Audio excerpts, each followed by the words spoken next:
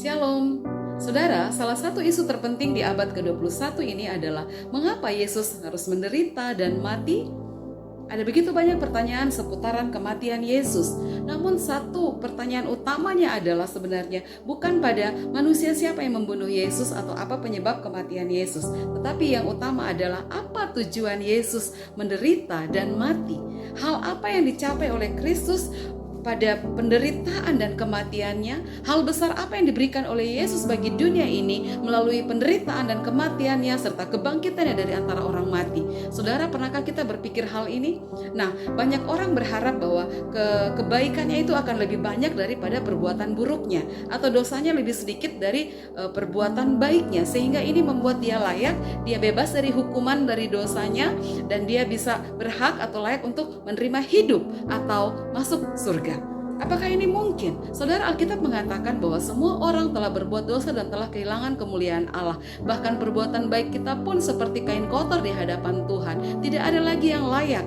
Kita tidak bisa mencapai standar Allah yang sempurna. Nilai Allah itu sangat tinggi, tertinggi sekali. Bahkan standar minimal pun kita tidak bisa capai. Nah, bagaimana saudara?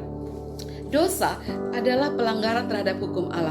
Apa saja yang tidak sempurna kita lakukan, yang tidak sesuai dengan kehendak Tuhan, apa kita tidak melakukannya atau kita melakukannya setengah-setengah atau tidak sepenuhnya, tidak sesuai dengan kehendak Allah, itu adalah pelanggaran, itu dosa. Dan dosa menurut Alkitab adalah bahasa aslinya adalah artinya hutang.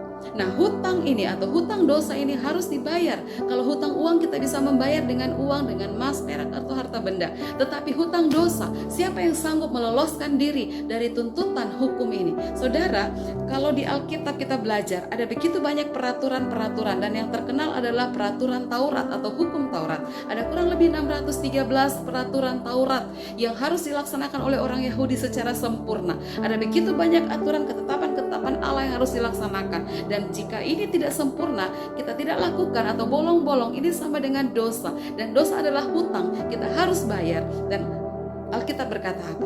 Upah dosa adalah maut.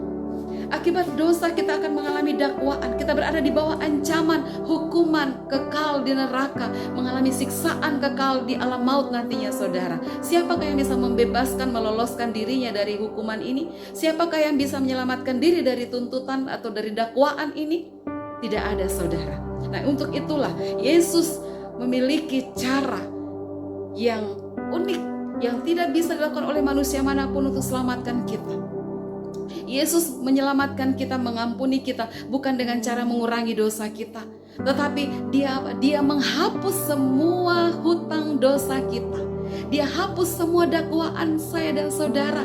Dia meniadakan, dia membatalkan, menyatakan tidak berlaku lagi semua tuntutan hukuman karena pelanggaran kita. Dengan cara apa? Dia menghapusnya. Dia mengambil semua murka Allah yang ditimpakan kepada kita, dan dia ambil, dia menjadikan dirinya berdosa. Hutang kita ditimpakan kepadanya sehingga dia dijadikan berhutang, dan kita dinyatakan bebas, kita dinyatakan lepas, kita dinyatakan lunas segala hutang kita, dan kita tidak dituntut apa-apa lagi saudara, dan kita menerima hidup yang kekal. Saudara, Kolose 2 ayat 13-14 sangat tegas menyatakan hal ini, bahwa Allah menyelamatkan dan memberi hidup kepada kita, yaitu dengan cara Yesus memberikan pengampunan dengan menghapus semua hutang dosa dan memakukannya di kayu salib. Bukan nota hutang yang dipakukan, bukan sertifikat dokumen hutang yang dipaku di salib, tetapi Yesus yang disalib, Yesus yang dipaku.